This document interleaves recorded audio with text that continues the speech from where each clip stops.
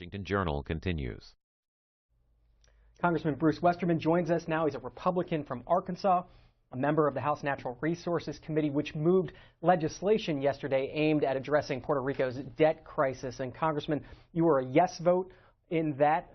29-10 was the vote yesterday. Some conservative groups have worried that this legislation is going to leave taxpayers on the hook for Puerto Rico's bills. Does this legislation do that? Oh, it does just the opposite of that. And, you know, if we look at how we even got in this situation, we go back to Article 4, Section 3 of the Constitution, and it says that Congress has authority to make rules and regulations regarding territories. So in a democratic government, you have checks and balances, and Congress is the checks and balances for Puerto Rico, which is a territory. So we have an obligation to address this issue, and it's a time-sensitive issue. If we didn't take care of it now, it would get worse as we go forward. They're already defaulting on debt. They've got a $200 billion payment coming up in July.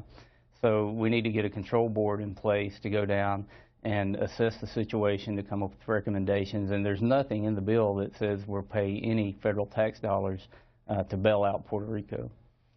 Speaker Ryan, Chairman Bishop, been very quick to point out that this is not a bailout. That term they've been very quick to push back against. But some concern, especially among conservative groups, that injecting Congress into markets here and Congress into deciding who wins and who loses in this, and some of the concerns by Republicans who voted against this yesterday. If this were a municipality, a state government, a sovereign state government would be doing what Congress is doing now. This has happened in New York City with the state of New York.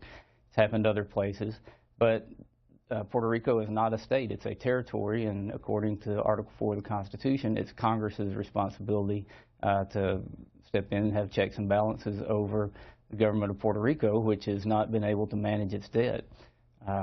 Now, there's another side of that story. If you look at the population of Puerto Rico and their GDP and their the amount of debt that they've got, they're actually not in as bad a shape as the U.S. government is. They're about $32,000 per person in debt. Where in America, we're about $59,000 per person in debt. So there's the U.S. Doesn't have the means to go in and bail Puerto Rico out. The last thing we need to be doing is paying for debt with more debt.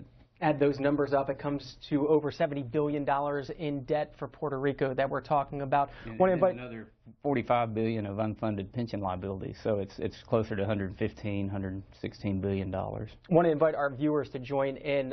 Phone lines, as usual, Democrats, Republicans, Independents. We'll put the numbers on the screen. If you're outside the U.S., 202-748-8003. Perhaps we'll get some callers from Puerto Rico during this segment. Phone lines are open if you want to call in now.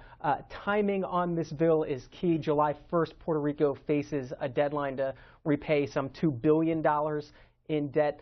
Is the Senate going to move? Well, I should say, is this bill going to get to the floor of the House and get a vote? And is the Senate going to move on this bill before that July 1st deadline? My understanding is the bill will be on the House floor when we get back from recess, and I would assume... So that's 2 weeks from now. Yeah, I would assume it would move quickly after that. But one thing I've learned as a freshman member of Congress is you can't predict what the Senate's going to do.